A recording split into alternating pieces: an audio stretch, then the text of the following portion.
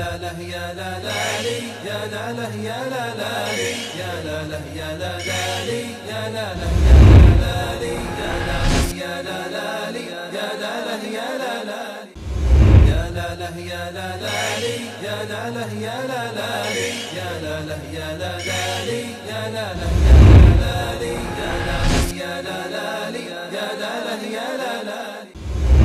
لا يا لا لا لي يا لا لا يا لا لا لي يا لا لا يا لا لا لي يا لا لا يا لا لا لي يا لا لا يا لا لا لي يا لا لا يا لا لا لي.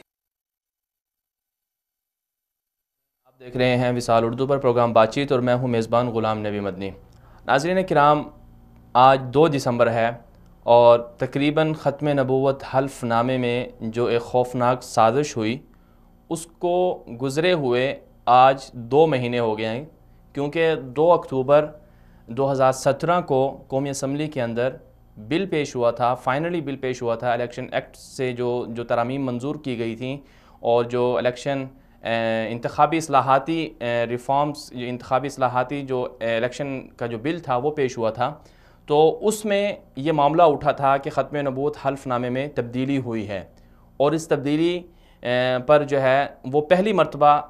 شیخ رشید صاحب نے اور دیگر جو اسمبلی ممبران نے انہوں نے آواز اٹھائی تھی. اصل میں جو کہانی کیا ہے، ختم نبوت حلف نامے میں تبدیلی کیسے ہوئی اور کیوں ہوئی، یہ پورا ایک مرحلہ ہے اور آج 2 مہینے گزر گئے ہیں. اگرچہ پھر اس کے بعد جو اس کے نتائج کو ہم نے بھگتے، جو ایک معمولی سی جسے غلطی بھی کہا گیا اور جسے سازش بھی کہا گیا، مختلف نام دیے گئے. تو ہم اپنے پروگرام میں ان سوالوں کو آج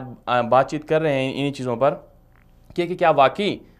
2 مہینے گزر گئے، کیا واقعی ایسا ہوا تھا کہ جو ختم نبوت کا جو حلف نامے میں تبدیلی کی گئی، کیا واقعی وہ غلطی تھی یا سازش تھی یا کیا ہوا تھا، پورا پس منظر کیا ہے. اور پھر چونکہ جو 3 سٹیپ آئے گورنمنٹ کی طرف سے، سب سے پہلے تو یہ کہا گیا کہ یہ جو ختم نبوت حلف نامہ ہے اس میں کوئی تبدیلی نہیں ہوئی.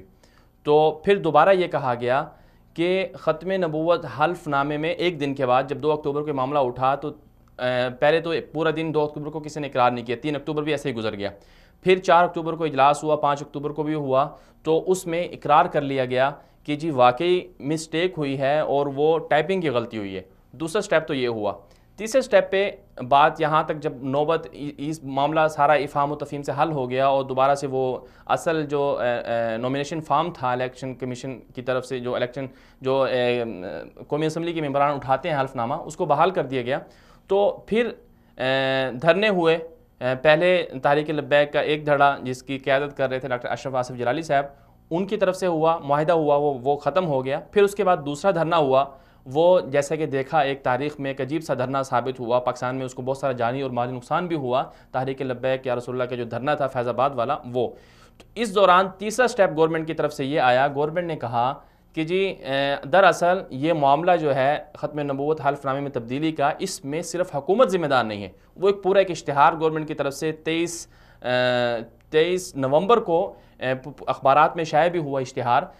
اگر ہماری ٹیم آپ کو دکھا سکے تو وہ اشتہار، اس میں گورنمنٹ کی طرف سے اقرار کیا گیا کہ دراصل یہ ایسا ہوا. پورا 3 سال کے ایک پورا ٹینور تھا، پورا ایک عرصہ تھا، اس میں ساری جو پارلیمانی کمیٹیاں تھیں، پارلیمانی جو سیاسی جماعتیں تھیں، سارے ان کے نمائندے شامل تھے. تو یہ سارا معاملہ سب کی ملی بھگت سے ہوا، سب کے سامنے معاملہ آیا اور سبھی اس کے ذمہ دار ہیں. صرف حکومت اس کے ذمہ دار نہیں ہے بلکہ ساری انتخابی اصلاحاتی کمیٹی بھی اس کی ذمہ دار ہے. تو یہ معاملہ بھی اٹھایا گیا. یہ 23 نومبر کی بات ہے. 23 نومبر جب دھرنا جب زیادہ شدت اختیار کر گیا، اس کو ختم نہیں ہو رہا تھا، الیکشن ہائی کورٹ کی طرف سے جب حکومت کے اوپر دباؤ ڈالا گیا کہ کسی طرح سے اس کو ختم کروایا جائے، تو گورنمنٹ کی طرف سے یہ 3 طرح کے مختلف جو بیانیے تھے وہ سامنے آئے. پہلا کہ کچھ تبدیلی نہیں ہوئی، دوسرا کہ کلیریکل مسٹیک ہے، اور تیسرا یہ کہ پوری انتخابی اصلاحاتی کمیٹی اس کی ذمہ دار ہے. تو یہ 3 طرح کے رویے اپنائے گئے اور اس وقت جو معاملہ چل رہا ہے، اس وقت بھی گورنمنٹ اسی بات پر ہے. اور پھر ٹھیک ہے، وہ راجہ ظفر الحق کی طرف سے کمیٹی بھی بنا دی گئی ہے، وہ ابھی تحقیق کر رہی ہے اور 20 دسمبر تک اس کی رپورٹ بھی آنی ہے، تو اس کے بعد ہی معاملہ حل ہو پائے گا. لیکن کیا سوال یہاں پر یہ اٹھتا ہے کہ کیا واقعی انتخابی اصلاحاتی کمیٹی اس کی ذمہ دار ہے؟ تو جو کچھ دن پہلے جو سامنے باتیں آئیں، آج ہمارے ساتھ پروگرام میں ہوں گے انتخابی اصلاحاتی کمیٹی ہی میں جو شامل تھے محترمہ نعیمہ کشور صاحبہ جو وفاق سے تعلق ہے، اور اسی طرح ڈاکٹر عارف الوی صاحب تحریک انصاف کے رہنما ہیں، وہ بھی ہمارا ساتھ دیں گے، اور حافظ حمداللہ صاحب وہ بھی ہمارا ساتھ دیں گے، اور بھی ہمارے ساتھ دیگر مہمان بھی ہوں گے، جو ان سارے معاملات کو ہم آج کے پروگرام میں ہم دراصل ایک جو پورا 2 مہینے کا عرصہ گزرا اس میں کیا کیا پیش رفت ہوئی اور کہاں کہاں غلطیاں ہوئیں اور کون کون اس کا ذمہ دار ہے ختم نبوت حلف نامے کے مسئلے کا۔ اصل میں یہ معاملہ ابھی تک ختم نہیں ہوا، کیونکہ ایک اور بات جو سامنے آ رہی ہے، 2016 کے اندر محترم جناب ڈاکٹر ارشاد عارف صاحب جو سینئر صحافی ہیں، انہوں نے ایک کالم لکھا تھا، اس میں انہوں نے ایک انکشاف کیا تھا کہ دراصل 2016 15 مارچ کو ان کا ایک کالم چھپا تھا دنیا اخبار میں، انہوں نے انکشاف کیا تھا کہ اصل میں یہ معاملہ اس وقت جو معاملہ تھا، یہ سامنے آ رہی تھی باتیں کہ ختم نبوت کا جو قانون ہے، توہین رسالت کا جو قانون ہے، اس میں ذرا رد و بدل کی کوششیں ہو رہی ہیں۔ یہ انہوں نے 15 مارچ 2016 کو لکھا۔ تو اب سوال یہاں پر یہ اٹھتا ہے کہ معاملہ اتنا سادہ نہیں ہے اور اتنی آسانی سے یہ سارا معاملہ نہیں ہوا، کیونکہ گورنمنٹ کی طرف سے، حکومت کی طرف سے مختلف جو بیانیے اپنائے گئے، اس سے تو یہ معاملہ سمجھ میں آتا ہے کہ ایک جھوٹ کے بعد دوسرا جھوٹ بولا جاتا رہا اور نقصانات قوم کے سامنے آتے رہے۔ ناظرین، یہاں پر وصال اردو کی طرف سے بنائی گئی ایک خصوصی ڈاکومنٹری ہے، آپ وہ دیکھیے، واپس آتے ہیں، ہمارے ساتھ رہیے۔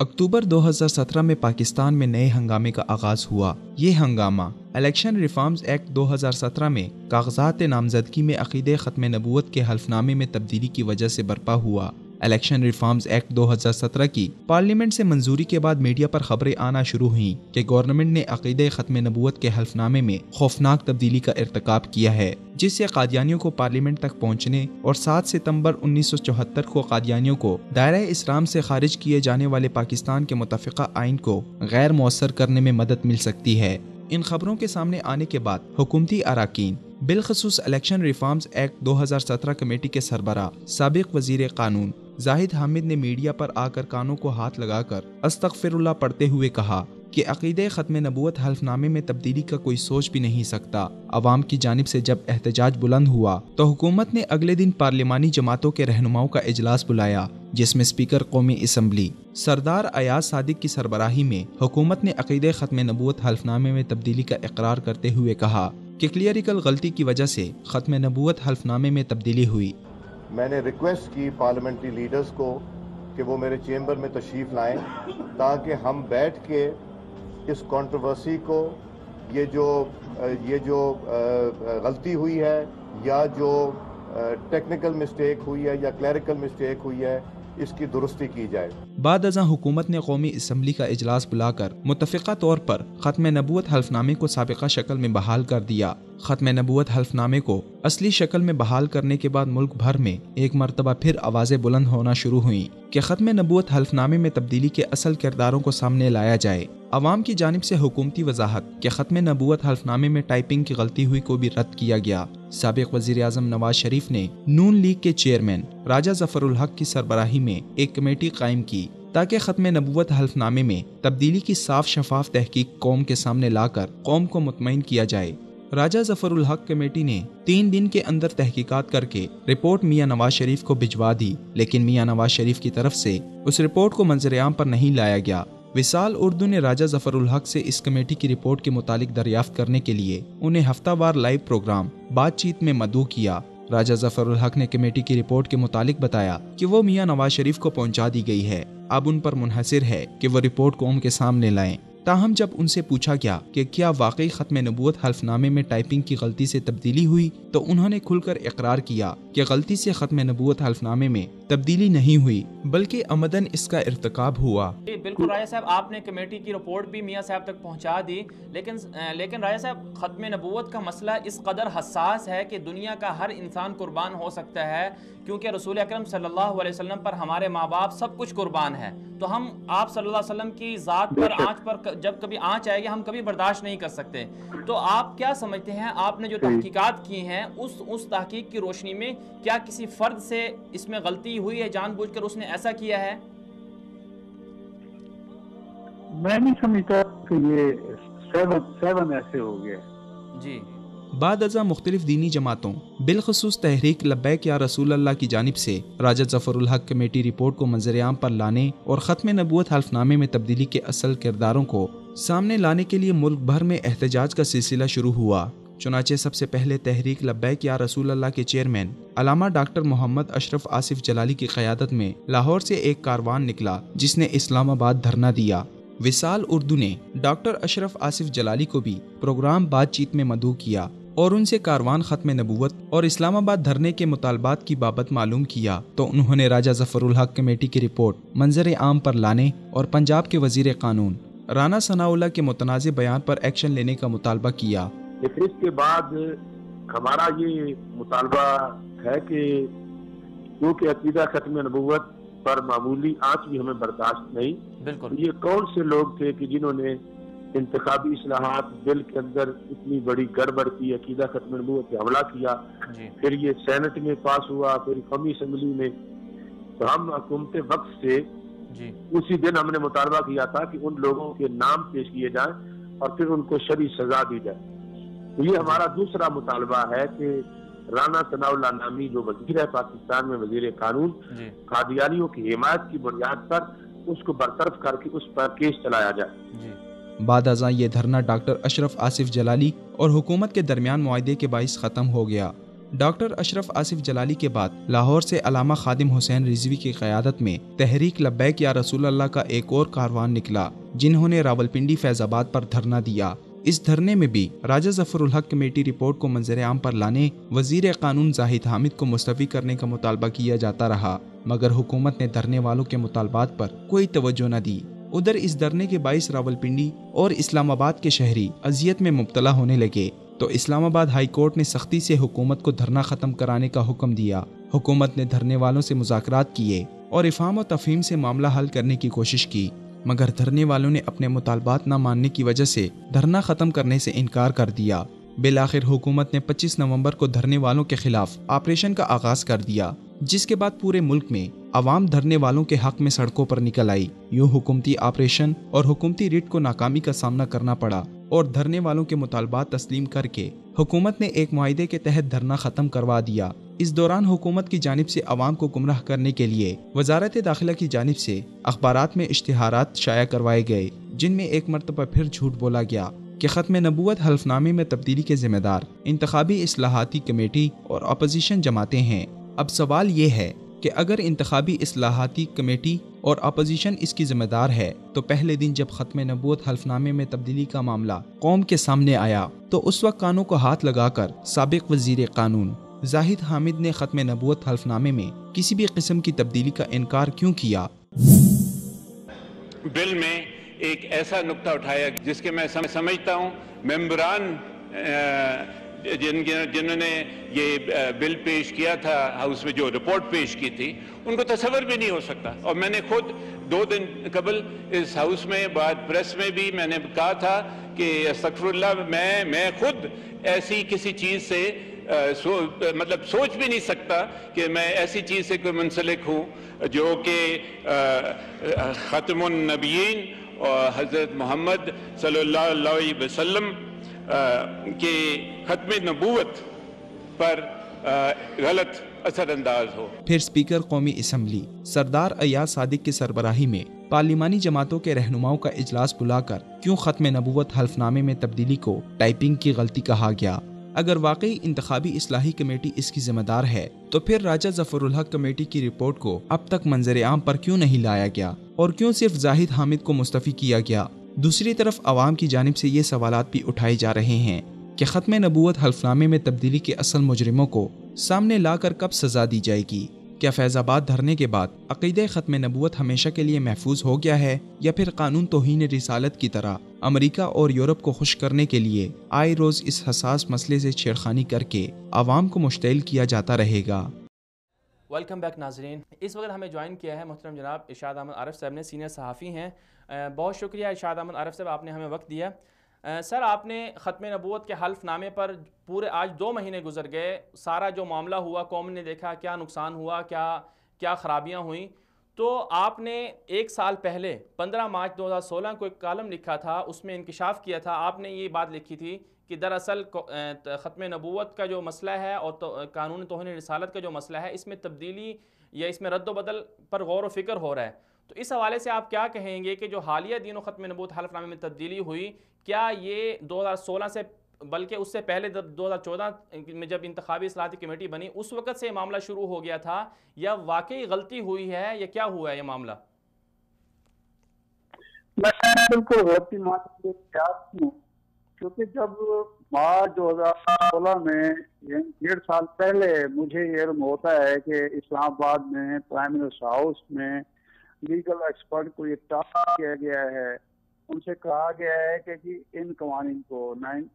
295C اور ختم نبوت کے بارے میں جو آئین کی دوسری متفق ترمیم ہے، اس انداز میں تبدیل کیا جائے کہ یہ موجود تو رہیں لیکن یہ ڈیلیوٹ کر دیں. یہ لفظ جو میرا سورس تھا اس میں کہا ڈیلیوٹ کر دیے جائیں، بالکل غیر مؤثر کر دیے جائیں. تو میں کیسے مان لوں کہ یہ اچانک ہو گیا ہے؟ اس وقت نواز شریف صاحب وزیر اعظم تھے، مریم بی بی جو تھی وزیر اعظم ہاؤس کو عملاً چلا رہی تھی، اور یہ جو ٹیم ہے دیگر ٹیم ہے ان کو یہ ٹاسک دیا جاتا ہے. پھر بے عین ہی اسی طرح ہوتا ہے 2017 میں 1.5 سال کے بعد. تو میں تو نہیں مان سکتا یہ اچانک ہوا ہے یا اس کا کوئی مقصد نہیں تھا یا کلیریکل مسٹیک ہے. بیسیکلی اس جرم جو مرتکب ہوئے ہیں لوگ وہ چھپا رہے ہیں اس بات کو کہ یہ کس کے حکم پر ہوا، کس کی منشا پر ہوا، کس کے دباؤ پر ہوا، کیا اس کے مقاصد تھے. جب بھی کوئی ہمارا سربراہ حکومت امریکہ جا رہا ہوتا ہے، یورپ کے کسی ملک خاص طور پر جرمنی جا رہا ہوتا ہے، تو وہاں سے فرمائش ہوتی ہے کہ ان قوانین کو ختم کر کے آئیں. میں نے جب کہا تھا ان دنوں بھی میاں نواز شریف صاحب جانے والے تھے امریکہ، اور اسی پس منظر میں یہ سارا کچھ ہو رہا تھا. یہ نواز شریف صاحب سے پہلے جو حکمران رہے ہیں، خواہ وہ پرویز مشرف جیسا فوجی حکمران تھا یا صداری تھے یا بینظیر، ان پر یہ دباؤ آتے رہے ہیں، لیکن وہ اس دباؤ کو جو ہے برداشت کرتے رہے ہیں، اس کا مقابلہ کرتے رہے ہیں. میاں نواز شریف صاحب جب سے سعودی عرب سے واپس آئے ہیں مسلسل ان لوگ گھیرے میں ہیں جو اس ملک کو لبرل سیکولر بنانا چاہتے ہیں، یہاں سے مذہب کا خاتمہ چاہتے ہیں. بدقسمتی ہماری یہ ہے کہ ان لوگوں کا خیال ہے کہ میاں نواز شریف صاحب بھی سیاست میں اتنے بیوقوف آدمی ہیں، یا وہ سمجھتے ہیں کہ اقتدار ان کو اتنا زیادہ عزیز ہے کہ یہ ہر چیز کی قربانی دے سکتے ہیں، اپنی عزت کی قربانی دے سکتے ہیں، مذہب کی قربانی دے سکتے ہیں، اور صرف ان کو اقتدار ملنا چاہیے. تو یہ اسی دور میں ہوا. یہ بالکل جان بوجھ کر کیا گیا، سوچ سمجھ کر کیا گیا. اس کے 2-3 مقاصد تھے. نمبر 1 تھے، اس کو جوڑا کیوں گیا وہ نااہلیت والے قانون کے ساتھ، کہ دیکھیے جناب ہم نے اپنی یہاں ہمیں عدالتیں نااہل کراتی ہیں، لیکن ہم آپ کے سامنے اپنی اہلیت ثابت کر رہے ہیں کہ میں ہی وہ شخص ہوں جو جمعہ کی چھٹی ختم کر سکتا ہوں، میں ہی وہ شخص ہوں جو اس ملک میں سود کے نظام کے خلاف عدالت میں اپیل کر سکتا ہوں اور آج تک اس کو ختم نہیں ہونے دیا. میں وہ شخص ہوں جو بھارت کے ساتھ بھارت کی شرائط پر جو ہے وہ صلح کر سکتا ہوں، سمجھوتا کر سکتا ہوں، کشمیر کے مسئلے کو پس کوئی ڈال سکتا ہوں، اور میں ہی وہ بہادر شخص ہوں، دلیر شخص ہوں، مقبول شخص ہوں جو ختم نبوت کے قوانین کو ختم کر سکتا ہے، جو ناموس رسالت کے تحفظ کے لیے جو قوانین کو ختم کر سکتا ہے. تو آپ میری مدد کریں، مجھے بحال کرائیں، تو انشاءاللہ تعالی یہ سارا کچھ ٹھیک ہو جائے گا. تو یہ تاثر دینے کے لیے سب کچھ کیا گیا ہے. اور شاید ایک منشا یہ بھی ہو کہ جب یہ عدالتوں میں جائے گا میری نااہلی کا معاملہ اور وہاں سے یہ سارا قانون جو ہے ترمیمات ختم ہوں گی، تو میں کہہ سکوں گا کہ مجھے اصل میں ایک سزا تو یہ دی گئی کہ فوج اور عدالتیں ملی ہوئے ہیں، اور دوسری سزا اس بنیاد پر بھی ملی کہ میں نے اس ملک کو سیکولر بنانا چاہا، لبرل بنانا چاہا، مذہبی انتہا پسندوں سے جو ہے اس کو پاک کرنا چاہا، اس کی سزا مجھے دے رہی ہیں. یہ یورپ کے سامنے، امریکہ کے سامنے، اسکینڈینیوین کنٹریز کے سامنے، پاکستان میں NGOs کے سامنے، پاکستان میں آسما جہانگیر جیسی جو بیماریاں ہیں، امتیاز عالم جیسی بیماریاں ہیں، ان کے سامنے سرخرو ہونے کی خواہش ہے. ان میں سے کسی کو شرم نہیں آئی کہ اللہ کے حضور کے سامنے قیامت کے، اللہ کے حضور اور رسول اکرم صلی اللہ علیہ وسلم کے سامنے قیامت روز ہم سرخرو कैसे हो पाएंगे इस कानून की मंजूरी के बाद। अच्छा इरशाद अहमद साहब, ये बताइएगा कि चूँकि सारा दो महीने का अरसा गुजर गया, उसमें मुख्तलिफ बयानी आते रहे, पहले कहा कि गलती हुई, फिर कहा जी, पहले इकरार ही नहीं किया गया, फिर कहा गलती हुई, फिर कहा जी इंतखाबी इस्लाहाती कमेटी ज़िम्मेदार है। अब वो भी सामने आ गया कि इंतखाबी इस्लाहाती कमेटी भी ये कह रही है कि भाई हम ज़िम्मेदार नहीं हैं। तो आप क्या समझते हैं कि ये किसने किया होगा, और इसमें जो ज़िम्मेदार हैं, क्या राजा ज़फ़रुल हक कमेटी की रिपोर्ट जब आएगी 20 दिसंबर को, उसमें क्या उन जो ज़िम्मेदार हैं उनको सज़ा मिल पाएगी या नहीं मिल पाएगी? मेरा ख्याल है नहीं, बिल्कुल ये शायद खाकान अब्बासी की हुकूमत कभी भी नहीं करेगी। ये ताबे फरमान है मियां नवाज शरीफ से, नवाज शरीफ ने ये काम किया है, किसी को कोई सज़ा मिलेगी? ये सारे के सारे अल्लाह की गिरफ्त में हैं, इनको अल्लाह तबारक व तआला सज़ा देगा। या जब ये 2016 के इलेक्शन में जाएंगे अवाम के सामने और अवाम इनका मुंह काला करेंगे तो फिर इनको पता चलेगा कि हम कितना बड़ा जुर्म कर चुके हैं। देखिए, अल्लाह तबारक व तआला अपने जो मुखालिफ हैं, दुश्मन हैं, ना मानने वाले हैं, मुनकर है, उनके साथ और अंदाज में डील करता है, लेकिन रसूलुल्लाह सल्लल्लाहु अलैहि वसल्लम के गुस्ताखों के साथ, रसूलुल्लाह सल्लल्लाहु अलैहि वसल्लम के मुनकरीन के साथ और अंदाज में डील करता है। और वो कभी वो गैरत वाला है, वो कभी भी उन लोगों को माफ नहीं करता जो रसूलुल्लाह सल्लल्लाहु अलैहि वसल्लम के खिलाफ किसी साजिश में शरीक हूँ। उस वक्त माफ किया गया जब वो रसूलुल्लाह हयात थे और आपकी जिंदगी में जो साजिशें हो रही थी, और ना आज हो सकता है। ये रुसवाई लिख दी गई है उन लोगों के मुकद्दर में जो इसका हिस्सा बने, खा उन्होंने वोट दिया, खा वो कमेटी में कानून मंजूर किया, खा उसके नेक्सो दुरुस्त की। इसमें खा ज़फ़रुल्लाह हूँ, जाहिद हामिद हूँ, अनोशे रहमान हूँ, या वो लोग हूँ जो रिपोर्ट दबा के बैठे हुए हैं और उस पर अमल दरामद कर रही। एक जिल्लत और रुसवाई 25 तारीख को दुनिया ने देखी और एक इंशाअल्लाह ताला आइंदा जाके देखेगा। अभी भी मियां नवाज नाम के साथी अपनी गलती मानने के लिए तैयार नहीं है, और इस बात को अल्लाह ताला बहुत नापसंद करता है। ये तकब्बुर की अलामत है कि आप गलती का एतराफ़ ना करें, माफ़ी ना मांगें और उन लोगों को सज़ा ना दें जो इस गलती के मुर्तकिब हुए। जी, बहुत शुक्रिया इरशाद अहमद आरिफ साहब। ये थे हमारे साथ इरशाद अहमद आरिफ साहब। उन्होंने 15 मार्च 2016 को अपने कॉलम में इंकशाफ किया था कि दरअसल गैर मौसर करने के लिए कानून तौहीन रिसालत और ख़त्म नबूवत के कानून को गैर मौसर करने के लिए ये एक प्लानिंग हो रही है, जिसके तहत ये आएगा कि किसी तरह से ख़त्म नबूवत का जो कानून है हल्फनामे में हो या किसी और जगह पर हो, उनको गैर मौसर कर दीजिए। यहाँ पर हम एक मुख्तसर सी ब्रेक लेंगे, ब्रेक के बाद वापस आएंगे, हमारे साथ रहिए।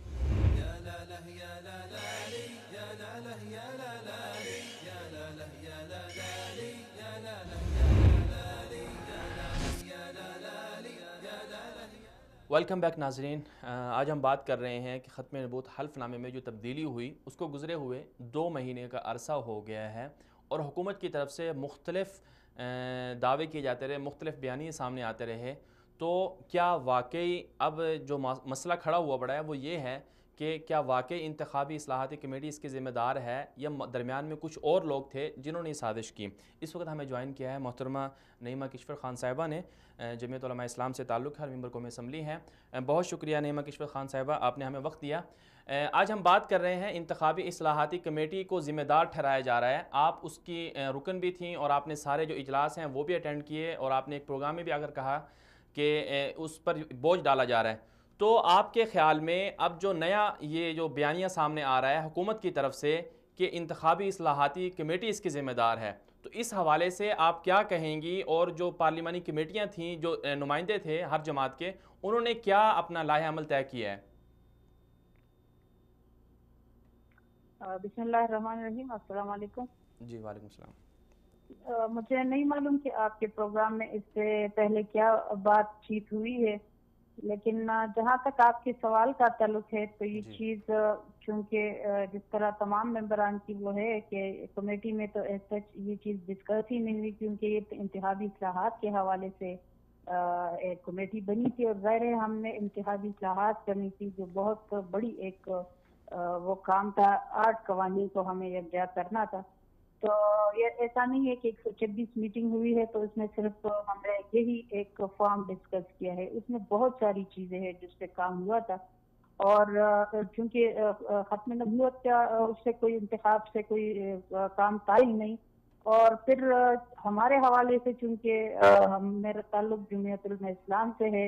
اور ہم نے چاہے 1953 میں ہو یا 74 میں اس میں آئین کا حصہ بنانا ہو، ہماری جماعت نے اس کے لیے اسٹرگل کیا ہے، یا 78 میں جب اس کو دوبارہ نکالا گیا تب بھی مولانا مفتی محمود صاحب نے اس کے لیے جدوجہد کی اور انہی کی کوششوں سے یہ آئین میں بھی ڈالا گیا اور اس کا ختم نبوت میں بھی ڈالا گیا۔ لیکن جب یہ مسئلہ آیا، کیونکہ کسی کو بھی اس کا علم نہیں ہوا کہ یہ کہاں سے ہوا، جب یہ ٹیبل ہوا پھر یہ 3 مہینے نیٹ پہ بھی پڑا رہا، کسی میڈیا کو کسی بھی فرد کو یہ اس کا احساس نہیں ہوا کہ یہ ایک لفظ چینج کیا گیا ہے۔ اس میں پورا ختم نبوت کا جو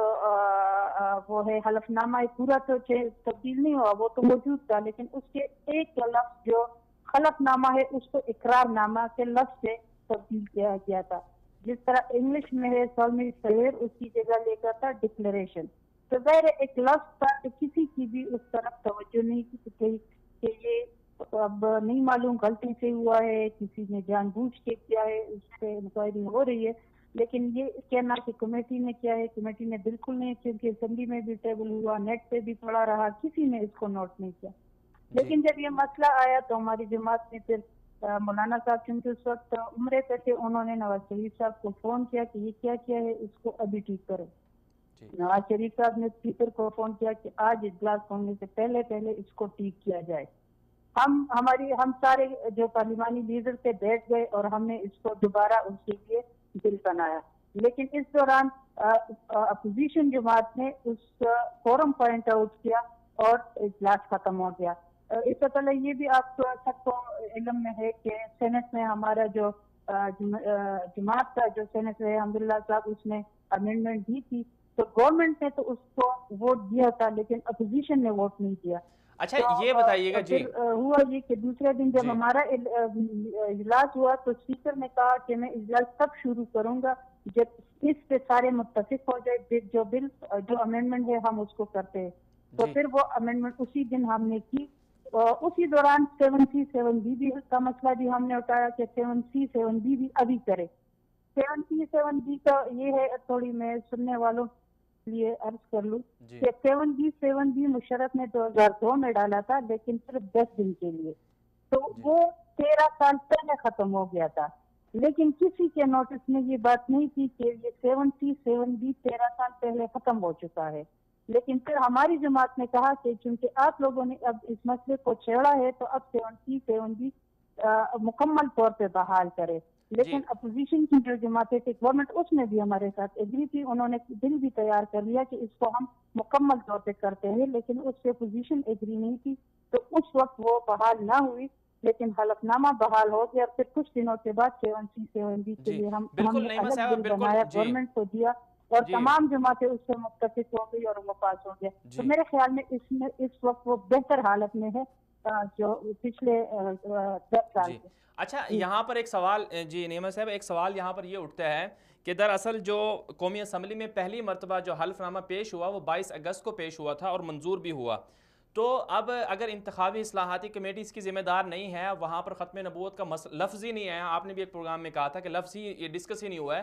تو پھر جو بل پیش ہوا ہے 22 اگست کو، اس پر کسی اتنی بڑی آپ کی پارلیمانی ہماری جو اسمبلی ہے اس میں سے کسی ارکان کی اس طرف توجہ نہیں گئی کہ کم از کم اس کو پڑھ تو لیں، آج کے دن ہم اس کو منظور کر رہے ہیں۔ ایک سوال تو یہ ہے۔ دوسرا سوال یہ ہے کہ اب جب انتخابی اصلاحاتی کمیٹی کے اوپر بوجھ ڈالا جا رہا ہے تو انتخابی اصلاحاتی کمیٹی میں جو سیاسی نمائندے ہیں، بالخصوص جمعیت علماء اسلام جو نون لیگ کی اتحادی ہے، تو وہ حکومت کے خلاف ایکشن کیوں نہیں لے رہی ہے؟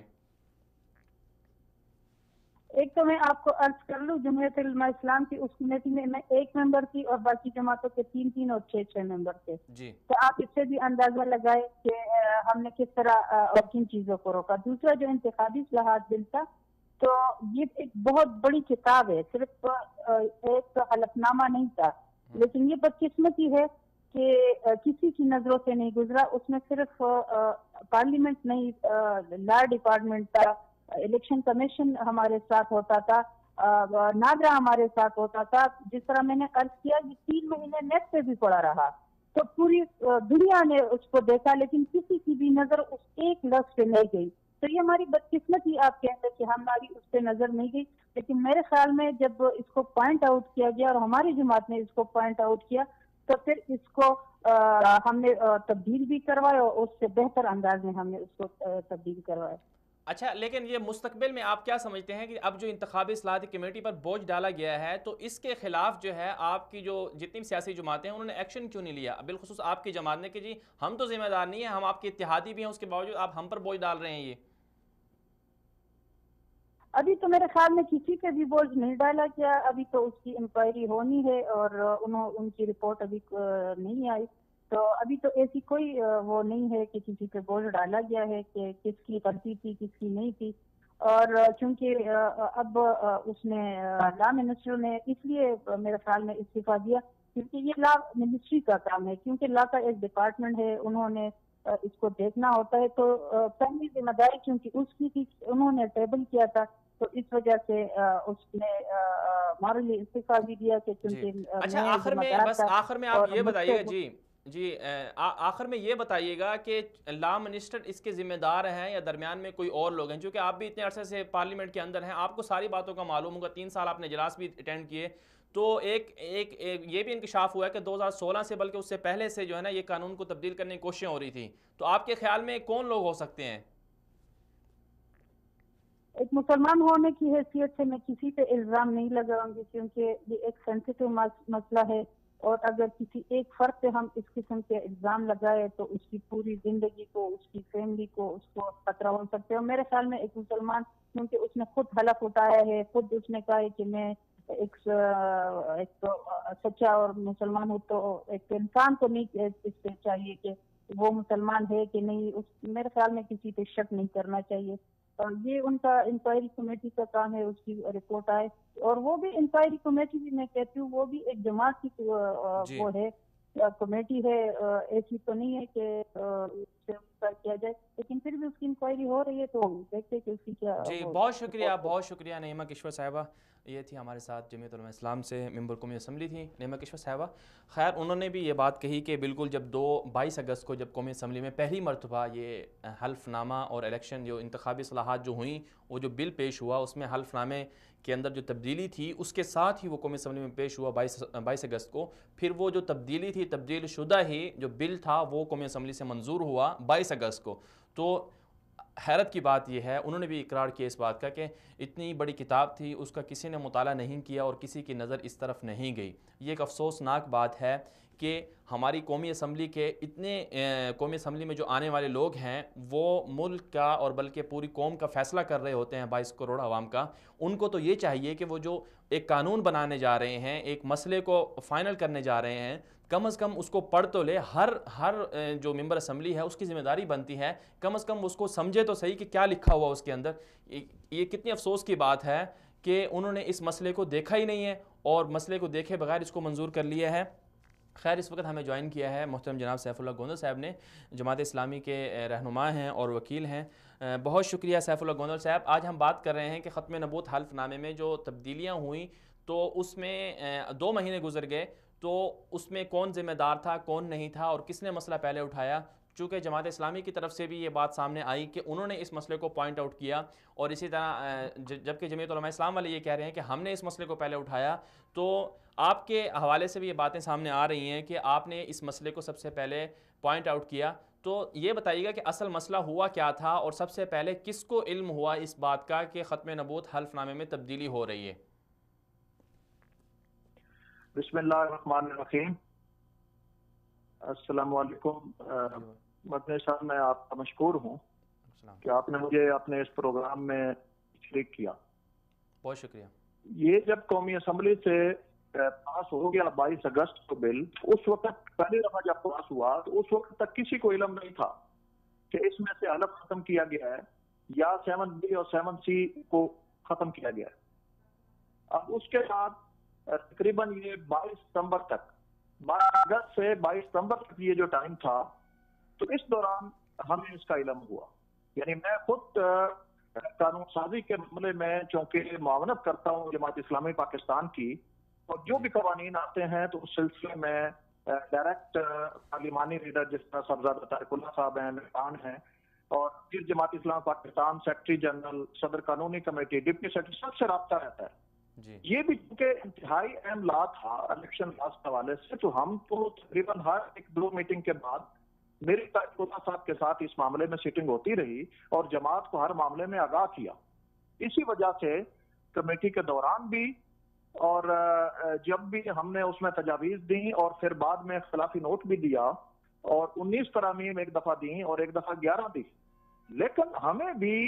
چونکہ یہ کمیٹی کے اندر یہ معاملہ ڈسکس نہیں ہوا تھا، انہوں نے 8 قوانین میں سے ایک ڈرافٹ بنا دیا تھا اور اس ڈرافٹ میں اگر تو یہ بات ہوتی کہ وہ وہاں 7 لکھا ہوتا اور 7B اور 7C نہیں اور پھر ایک لکھا ہوتا پھر تو ٹھیک تھی کہ ہماری بھی غلطی تھی اور ممبرز کی ہمارے پارلیمانی لیڈر کی بھی،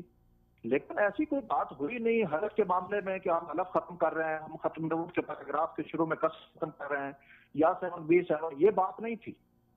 اب بہرحال میں اللہ کا شکر ادا کرتا ہوں اور اپنی جماعت کا اس معاملے میں جس نے یہ ہمیں یہ چیز سکھائی اور خود ہر معاملے میں زبردست سرپرستی رکھی اور پوچھتے رہے کہ کیا ہو رہا ہے،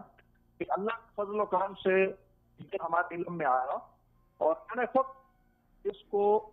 یہ حلف تھا، پہلے ہمیں حلف کا پتہ چلا جی. میں نے جو پرانا حلف تھا اس کو سامنے رکھا اور جو نیا علم یہ جو فارم پرانا فارم اور نیا اس جب سامنے رکھا، کیونکہ یہ باتیں ساری ایک ڈسکشن تو ہوتی رہی کہ آخر انہوں نے اصلاحات کے نام پہ کر رہے ہیں، دیکھا جائے کوئی چیزیں یہ نہ ہو کہ کچھ اسکپ ہو جائے، تو اس میں سے میں نے دیکھا کہ انہوں نے حلف ختم کر دیا سب سے پہلے، اور پھر اس کے بعد دیکھا کہ انہوں نے جو ہے وہ ختم نبوت کے حوالے سے جو پیراگراف ہے اس کے شروع میں قسم ختم کر دی ہے جی. تو میں نے پھر فوری طور پہ پارلیمانی لیڈر صاحب سے یہ ڈسکشن اس پہ کی کہ یہ اس طرح معاملہ ہوا ہے، امیر جماعت محترم کو بتایا، سیکرٹری جنرل صاحب کو بتایا، اسد اللہ بھٹو صاحب کے ساتھ تفصیلی اس پہ ساری بات ہوئی کہ تاکہ یہ نہ ہو کہ کوئی اور انہوں نے اس طرح کوئی چیز کی ہو اور ہم کہیں کوئی پوائنٹ ہو، لیکن الحمدللہ یہ بہت بر وقت چیز تھی جو ہم نے کی. اور اس کے بعد یہ 19 تاریخ کو سینیٹر سراج الحق صاحب سینٹ کا جب اجلاس شروع ہوا تو موجود تھے جی. 20 تاریخ کو موجود تھے،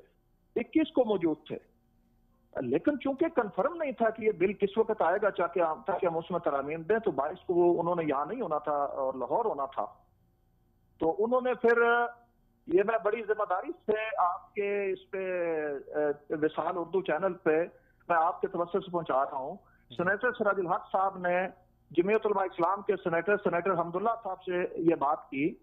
کہ کوئی کنفرم نہیں ہے لیکن شاید یہ بل آ جائے کل، تو آپ نے یہ ترامیم جو ہیں ان پہ آپ نے بات کرنی ہے. تو بہرحال میں سمجھتا ہوں، اور پھر انہوں نے کہا کہ اس معاملے میں سیف اللہ گوندی کے میں ذمہ لگاتا ہوں تو آپ کو تفصیلی بریف کریں گے. انہوں نے پہلے بتایا لیکن مجھے کہا کہ آپ تفصیلی بریف کریں. اسی دن سینٹ کے اجلاس ہو رہا تھا، لابی میں سینیٹر عبداللہ صاحب کے پاس گیا، میں نے تفصیل سے ان کو بتایا، 3-4 اور بھی سینیٹر تھے وہاں، انہوں نے بات سنی. اس کے بعد اس سے اگلے دن 9 بجے پھر میں نے سینیٹر حمداللہ صاحب کو بریف کیا اور سینیٹر حمداللہ صاحب نے بہت اچھے طریقے سے اپنی بات کو اس میں رکھا سینٹ کے اجلاس میں، لیکن اس کو 13 لوگوں نے سینیٹر حمداللہ صاحب کا ساتھ دیا، 34 سینیٹر نے سینیٹر حمداللہ کی مخالفت کی جی. اس کے بعد یہ معاملہ قومی اسمبلی میں چلا گیا جی. قومی اسمبلی میں جب گیا تو وہاں صرف جماعت اسلامی کے جو ممبران قومی اسمبلی ہیں، صاحبزادہ طارق اللہ صاحب، صاحبزادہ یعقوب صاحب، شیخ اکبر خان صاحب اور محترمہ عائشہ سید نے یہ ترامیم دیں اور تفصیلی اس پہ سینیٹر صاحبزادہ طارق اللہ صاحب نے اس پہ تفصیلی بات کی اور پورا میڈیا، پورا ہاؤس یہ سن رہا تھا جو انہوں نے ترامیم پہ حلف اور اس کے سارے والے سے بات. اس وقت تک 7B اور 7C کا ہمیں بھی پتہ نہیں تھا اور کسی کو پتہ نہیں تھا کہ انہوں نے اڑا دیا جی. اور اس کے بعد شیخ رشید صاحب نے یہ اٹھ کے جو بات کی اور لیکن یہ ہے کہ اس کے بعد پھر شام کو ہمیں یہ پتہ چلا، کیونکہ ہم بھی مسلسل ایک چیزیں تو تھی. بہرحال اللہ کا شکر ادا کرتا ہوں کہ جماعت اسلامی نے اس کو ہر سطح پہ اس کو پوائنٹ آؤٹ کیا ہے اور 7B اور 7C کے معاملے میں میں نے وہ آپ پاس یہ ڈاکومنٹ بھجوائے ہیں کہ 7B اور 7C کا تو ہم نے بتایا میڈیا کو اس کے بعد کہ انہوں نے وہ بھی اڑا دیا ہے جو ختم نبوت کے حوالے سے. تو یہ ساری اس کے بعد اگلے دن صبح شیخ رشید صاحب نے یہ طارق اللہ صاحب کو فون کر کے کہا جی اس کی تفصیل بتائیں, میں نے تو آپ کو فالو کر دیا تھا. تو یہ سارا معاملہ میں سمجھتا ہوں کہ ایک انداز سے آ کرتا ہوا ہے. اور پھر اس کے بعد بھی جو ترامیم دی کہ 7B اور 7C کو شامل کیا گیا سارا, وہ بھی ہم نے اس میں دی, جماعت اسلامی نے دی. میں سمجھتا ہوں کہ ہم پہ فرض ہے, ہم پہ لازمی ہے. جماعت اسلامی جو قرآن اور سنت کے نظام کے نافذ کی بات کرتی ہے, تو اس لیے ہم زیادہ اس میں ویجیلنٹ بھی تھے, اور الحمدللہ ہم نے اس معاملے کو اس طرح لیا. سیف اللہ صاحب, آپ نے بہت اچھے طریقے سے اس کو بتایا, لیکن آخر میں آپ سے ایک سوال کرنا چاہوں گا کہ جب 22 اگست کو قومی اسمبلی میں پہلی دفعہ یہ قانون منظور ہو رہا تھا, تو اس وقت جماعت اسلامی کے, جیسے کہ آپ نے ذکر کیا کہ چونکہ ہم بھی اس میں شامل تھے اور ہم نے پورا نظام کو دیکھا, تو اس وقت یہ مسئلہ کیوں نہیں دیکھا گیا تاکہ پہلی مرتبہ جب اسمبلی میں پیش ہوا اسی وقت یہ معاملہ اٹھایا جاتا اور منظوری نہ ہو پاتا؟ بالکل آپ کی بات ٹھیک ہے. یعنی 22 اگست جس دن ہوا, ہم نے اور ایشوز تھے کہ جن پہ ہمیں تھا کہ اس مختلف ہم نے 11 ترمیم ہم نے کی تھی, ان پہ بات کی. اور مجموعی طور پہ ہم نے تو اس بل کی سپورٹ نہیں کی تھی مجموعی طور پہ, چونکہ ہماری ترامیم پہ منظور نہیں ہوئی تھی, لہٰذا ہم اس لیے ہم نے اس کی سپورٹ نہیں کی. لیکن بہرحال یہ بات ٹھیک ہے کہ اس وقت تک ہمارے علم میں بھی نہیں آیا تھا, اس لیے کہ انہوں نے اس طرح کیموفلیج کر کے چیزیں کی اور کہ کسی کو پتہ نہیں چل سکا. لیکن چونکہ اس وقت تک ایکٹ نہیں بنا تھا, قومی اسمبلی سے پاس ہوا پھر سینٹ میں آیا, تو سینٹ میں اگر اسی طرح پاس ہو جاتا پھر تو ایکٹ بن جاتا ہے. لیکن سینٹ میں چونکہ اور کچھ معمولی تبدیلیاں ہوئی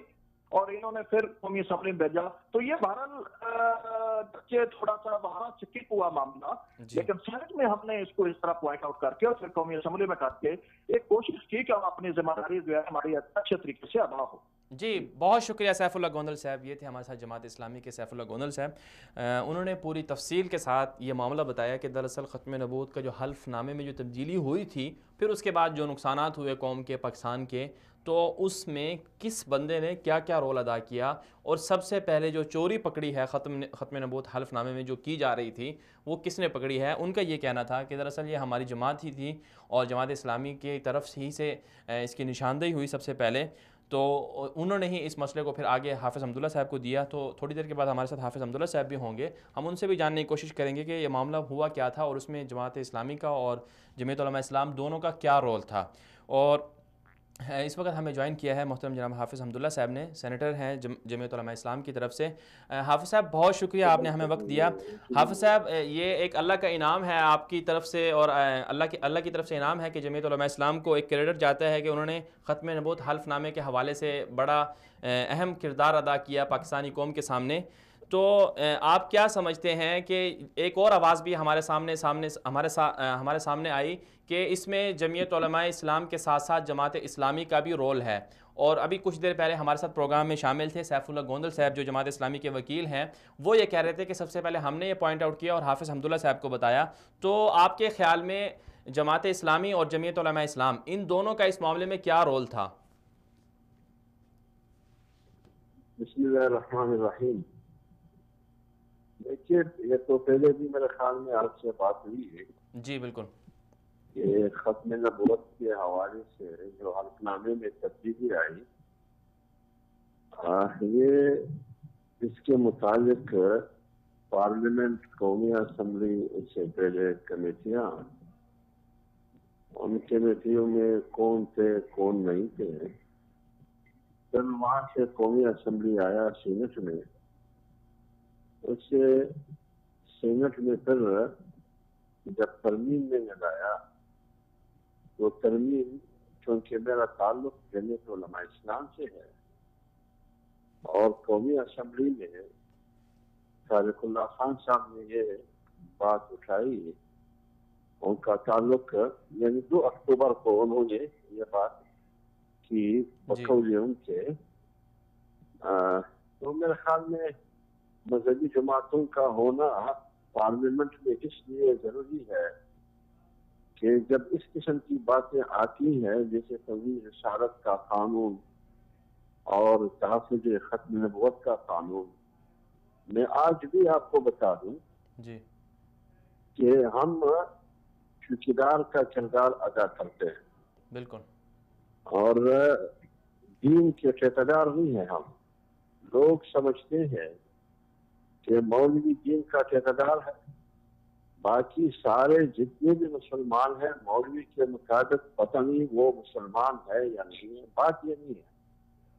یہ فیصلہ یہ اللہ کو معلوم ہے کہ اللہ کو قریب کون ہے،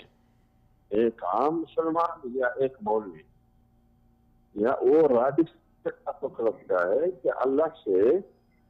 رابطہ کس کا زیادہ ہے کس کا نہیں ہے، یہ کسی کو بھی کسی کے بارے میں علم نہیں ہے، لیکن اتنا ضرور ہے کہ پارلیمنٹ میں ہمیشہ جب قادیانیوں کو غیر مسلم قرار دیا جا رہا تھا سن 1974 میں، تو اس وقت بھی یہی مذہبی جماعتیں تھیں، جماعت علماء اسلام مولانا مفتی محمود رحمۃ اللہ علیہ کی صورت میں، مولانا غلام غوث ہزاری صاحب کی صورت میں رحمۃ اللہ علیہ، اور پروفیسر غفور تھے، اور اسی طرح مختلف مکاتب فکر کے علماء تھے، تو اس میں بڑھ چڑھ کر ان علماء نے دلیل کے ذریعے بحث مباحثے کے ذریعے آخر پارلیمنٹ اس فیصلے پر پہنچ گیا کہ قادیانی غیر مسلم ہے، لیکن یہ آپ کو معلوم ہے کہ توہین رسالت کا قانون ہو یا امتناع قادیانیت کا قانون ہو، تحفظ ختم نبوت کا، یہ ہمیشہ اس پر حملے، اس کو تبدیل کرنے، اس پر نظر ثانی، اس پر ترامیم کرنے کی بار بار کوشش کی گئی پاکستان کی پارلیمنٹ میں۔ تو آپ کو یاد ہوگا کہ 2008 اور 2013 کے درمیان جب پیپلز پارٹی کی حکومت تھی تو توہین رسالت کے بارے میں یہ کہا گیا کہ اس کا استعمال غلط ہو رہا ہے، اس وقت بھی جمعیت علماء اسلام اور دیگر جماعتوں نے، اس وقت صرف جمعیت علماء اسلام کی 2008 سے 2013 تک آپ کو یاد ہوگا، باقی جماعت اسلامی بائیکاٹ پر بھی انہوں نے 2008 کے الیکشن میں حصہ نہیں دیا، تو اس وقت بھی جمعیت علماء اسلام نے پارلیمنٹ کے اندر اس کا راستہ روکنے کی کوشش کی کہ توہین رسالت کے قانون پر نظر ثانی بھی ہو سکتا ہے، اس میں ترمیم اور رد و بدل بھی نہیں ہو سکتا ہے، لہذا ٹھیکیدار کا کردار ہم نے ادا کیا ہے، لیکن آج بھی میں آپ کو بتا دوں کہ سینٹ میں ہیومن رائٹس کمیٹی نے، انسانی حقوق کی کمیٹی نے آج بھی ایک دن جگہ غور ہے وہ یہ کہ توہین رسالت کا قانون کا استعمال، یعنی استعمال، غلط استعمال کی بنیاد پر توہین رسالت کے قانون میں ترمیم کی کوشش کی جا رہی ہے، وہ اس قسم کی ترمیم کی کوشش کی جا رہی ہے کہ توہین رسالت کے مرتکب کا سزا اگر ثابت ہو جائے تو ان کی سزا موت ہے، اب وہ اس میں ترمیم کرنا چاہتے ہیں کہ موت کی سزا کو عمر قید سے تبدیل کیا جائے، آج اگر اس کا راستہ روکا ہے تو وہ بھی جمعیت علماء اسلام نے روکا ہے۔ جی حافظ صاحب، بالکل جمعیت علماء اسلام کی جو کاوشیں ہیں، جو کردار ہے، وہ اس کا معترف ہے، قوم بھی معترف ہے، لیکن میں آپ سے صرف 2 سوال کرنا چاہوں گا، ہمارے پاس چونکہ وقت بھی مختصر ہے۔ ایک تو یہ کہ چونکہ سوشل میڈیا پر اور دیگر ذرائع پر یہ خبریں سامنے آ رہی ہیں کہ حافظ حمداللہ کو بریفنگ دینے والے جو تھے وہ جماعت اسلامی کے بندے تھے، تو لہٰذا دونوں کا مشترکہ کریڈٹ جاتا ہے، صرف حافظ حمداللہ کو نہیں جاتا۔ یہ کریڈٹ کا مسئلہ نہیں ہے، جماعت اسلامی ہے، حافظ حمداللہ ہے، تو یہ مشاورت سے ہوئی میرے اور مولانا کیا نام ہے سراج الحق صاحب سے، جی، لیکن تو سراج الحق صاحب نہیں تھے نا سینٹ میں۔ جی ہاں بالکل، پیش تو آپ نے کیا ہے۔ جی جی حافظ صاحب، یہ دوسرا یہ بتائیے گا کہ 22 اگست کو جب قومی اسمبلی سے بل منظور ہو رہا تھا تو اس وقت سینٹ میں معاملہ بھی نہیں آیا تھا، تو جمعیت علماء اسلام کے نمائندے بھی قومی اسمبلی میں موجود تھے، تو اس وقت انہوں نے یہ معاملہ کیوں نہیں پکڑا؟ یہ غلطی، یہ مسئلہ ہوا تھا، اس کو کیوں نہیں پکڑا جمعیت علماء اسلام کی طرف سے؟ یہ جو بات ہے اس میں میرے خیال میں کہ قومی اسمبلی میں یہ غلطی کیوں نہیں پکڑی گئی، قومی اسمبلی میں یا کمیٹی میں، اس میں تمام پارٹیاں تھیں، یہ آپ ان دوستوں سے دو کمیٹی کے ممبر تھے۔ جی میں سینٹ کا وہ صورتحال آپ کو بتا رہا ہوں کہ سینٹ نے جو ترمیم میں نے پیش کی اس حد تک تو میں پابند ہوں کہ میں سینٹ کا صورتحال اس کی تفصیلات پہلے بھی میں بتا چکا ہوں جی، اور آج بھی میں نے آپ کو کہا کہ سینٹ نے یہ ترمیم میں نے پیش کی. جی بالکل، وہ تو معاملہ ٹھیک ہے. جہاں تک اسمبلی یا اس سے پہلے پارلیمانی کمیٹی کی بات ہے وہ آپ جو کمیٹی. جی جی چلیں، بہت شکریہ حافظ حمداللہ صاحب. یہ تھے ہمارے ساتھ حافظ حمداللہ صاحب، جمعیت علماء اسلام کے رہنما تھے. ان سے جب ہم نے بات کی کہ کون اس میں کس نے یہ معاملہ سب سے پہلے اٹھایا تو انہوں نے بھی اس بات کا اقرار کیا ہے. انہوں نے کہا اصل میں کریڈر کا مسئلہ نہیں ہے. تو ٹھیک ہے، میری مشاورت ہوئی تھی سراج الحق صاحب سے، تو ان کی مشاورت سے ہی ہم نے یہ معاملہ آگے اٹھایا تھا، اور اس میں چونکہ اس دن وہ نہیں تھے تو میں نے ہی یہ معاملہ اٹھایا تھا اور آگے پیش کیا تھا. اور اس کے علاوہ بھی انہوں نے یہ معاملہ اٹھایا اور باتیں بتائیں کہ علماء کرام جو ہیں پارلیمنٹ میں، سینٹ میں، ان کا کیا کیا رول ہے اور وہ کیا کیا کردار ادا کر رہے ہیں. لیکن بہرحال ایک سوال بنتا ہے، چونکہ انہوں نے اس کا جواب بھی نہیں دیا، کہ 22 اگست کو جب سینٹ میں معاملہ، تو چونکہ 22 ستمبر کو آیا، وہاں سے یہ ترمیم 22 ستمبر کو، یعنی کہ ایک مہینے کا پورا عرصہ ہے. پورے ایک مہینے میں کسی کو پتہ ہی نہیں چلا. کم از کم میڈیا پر یہ بات سامنے آ جاتی کہ ختم نبوت کے مسئلے میں کچھ نہ کچھ رد و بدل ہوا ہے. تو 22 اگست کو جب معاملہ نہیں پکڑا گیا تو 22 ستمبر کو پکڑا گیا. تو اس میں جو 22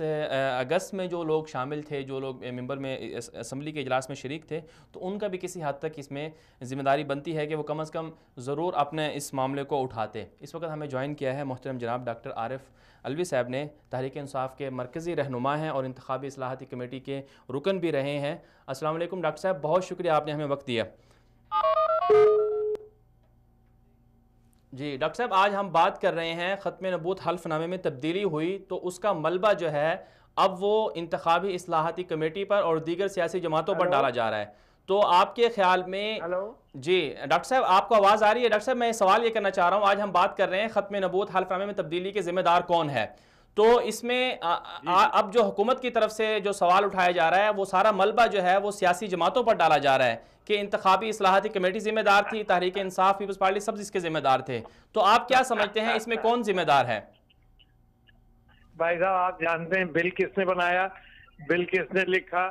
بل کا ذمہ دار کون ہے؟ پاکستان تحریک انصاف نے نہ اس بل پر کمیٹی میں دستخط کیے، وہاں بھی واک آؤٹ کیا، اسمبلی میں بھی واک آؤٹ کیا، اسمبلی میں بھی ٹوٹلی اپوز کیا. اس کے اندر انہوں نے اور بھی چالاکیاں کی تھیں. الیکشن بل کے اندر انہوں نے نواز شریف کو یعنی چپکے سے کچھ چیزیں نکالی اور چپکے سے کچھ چیزیں بدلی. انہوں نے نواز شریف کے لیے وہ کلوز نکالا کہ جس کے اندر ڈسکوالیفائڈ آدمی تو کسی پارٹی کا عہدیدار نہیں بن سکتا. تو ان کی چالاکیوں اور مکاریوں سے ہم آلریڈی پریشان تھے.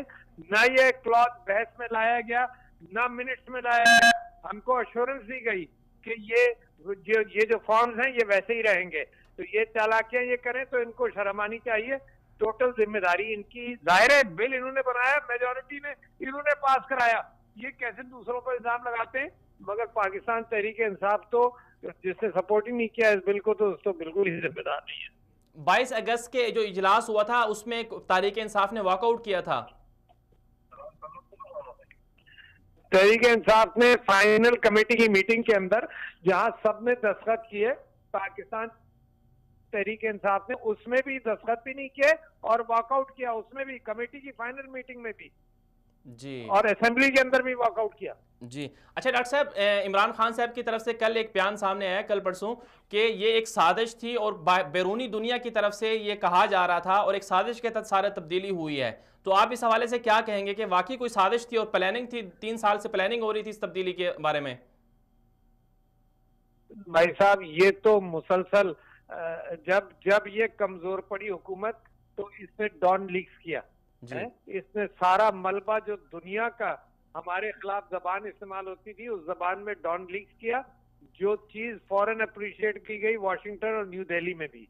مجھے یہ سازشیں جب ہوتی ہیں جب اندر کے غدار موجود ہوں، مگر یہ سازشیں مسلمان دنیا کے خلاف ان کو بانٹنے کے لیے، ان کو کاٹنے کے لیے، ان کو توڑنے کے لیے، ان کو مروانے کے لیے سارے مڈل ایسٹ میں چل رہی ہیں. اختلاف کریٹ کیا جاتا ہے اور آپس میں لڑوا دیا جاتا ہے. تو میں سمجھتا ہوں کہ یہ اسی سلسلے کی ایک کڑی ہے، مگر بغیر اندرونی غداروں کی سازشیں کبھی نہیں. جی بہت شکریہ آپ نے ہمیں وقت دیا ڈاکٹر عارف صاحب.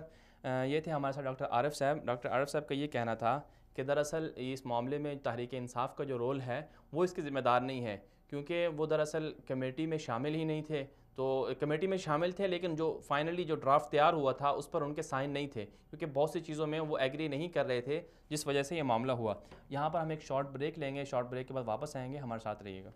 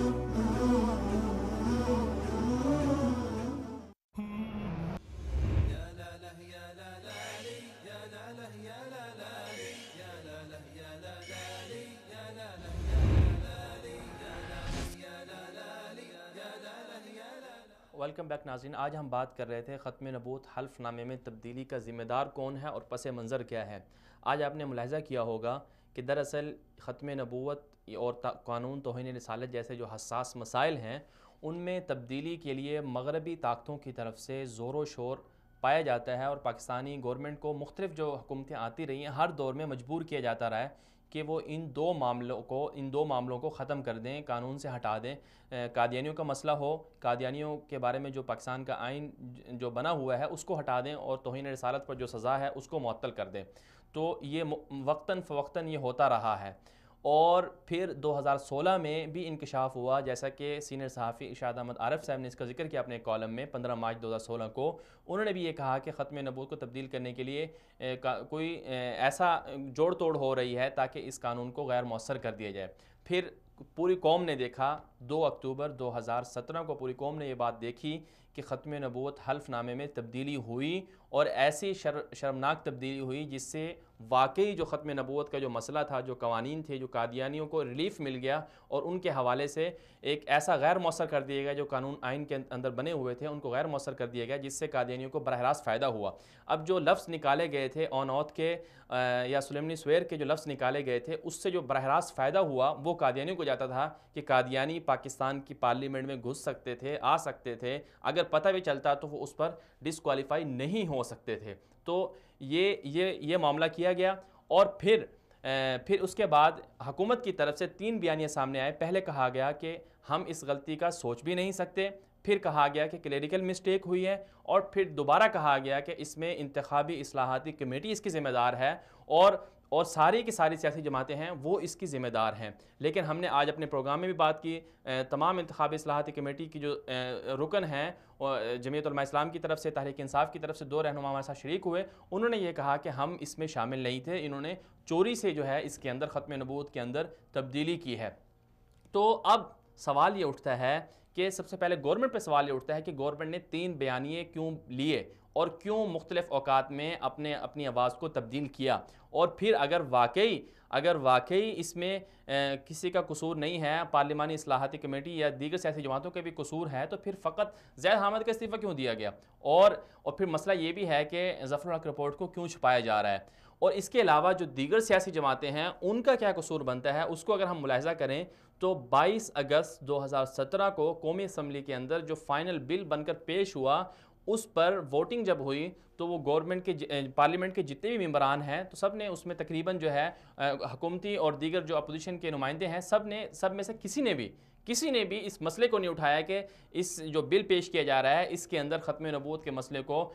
جو قانون ہے اس کو غیر مؤثر کیا جا رہا ہے، اس حوالے سے کسی نے آواز نہیں اٹھائی. اور پھر 22 سپتمبر 2017 کو جب سینٹ کے اندر یہ معاملہ حافظ حمداللہ صاحب نے اٹھایا اور انہوں نے ترمیم پیش کی، تو افسوسناک بات یہ ہے کہ اس دن تقریباً 100 سے زائد سینیٹر موجود تھے، 100 سے زائد سینیٹر، ٹوٹل 100 سے زائد سینیٹر ہیں، اور ان میں سے تقریباً 70 کے قریب سینیٹر موجود تھے اس دن. ان میں سے صرف 13 سینیٹر نے حافظ حمداللہ صاحب کی حمایت میں ووٹ دیا، اور جبکہ جو باقی تھے انہوں نے حمایت نہیں کی۔ بالخصوص پیپلز پارٹی کا جو رول ہے اس میں وہ انتہائی افسوسناک رہا۔ سینیٹر اعتزاز احسن نے حافظ حمداللہ صاحب کی جو ترمیم ہے اس پر 2 مرتبہ وہاں پر اعتراض بھی اٹھایا۔ انہوں نے کہا کہ دراصل جو نیا مسئلہ آیا ہے، جو نیا حلف نامہ ہے، اس میں کوئی فرق نہیں پڑتا، کیونکہ جو پرانا حلف نامہ تھا اس میں قادیانیوں کو، یا جو قادیانی نہیں بلکہ جو دوسرے جو اقلیتی جو پاکستان میں اقلیت رہتی ہیں ان کے لیے مسئلہ ہو سکتا تھا، کہ چونکہ وہ اس حلف پر پورا نہیں اترتے تھے۔ تو سینیٹر اعتزاز احسن کے جواب میں زید حامد نے بھی کہا تھا کہ نہیں، ایسا مسئلہ نہیں ہے، ان کے لیے الگ سے حلف نامہ موجود ہے۔ تو بہرحال یہ پوری ایک اجتماعی طور پر جو پارلیمنٹ کے ممبران ہیں، چاہے سینٹ کے ممبران ہیں، ان کا قصور بنتا ہے اس میں کہ انہوں نے بھی اس مسئلے کو پوائنٹ آؤٹ نہیں کیا۔ تو اس سلسلے میں اب قوم کا یہ جواب بنتا ہے، پوری قوم جو ہے سوال کرتی ہے اپنے نمائندگان سے کہ کیوں وہ اس حساس مسئلے میں حساس نہیں ہوتے، اور کیوں ایسے مسئلوں کو بغیر پڑھے ہوئے آگے منظور کر لیا جاتا ہے۔ آج کے لیے اتنا ہی، اجازت دیجیے، اللہ حافظ۔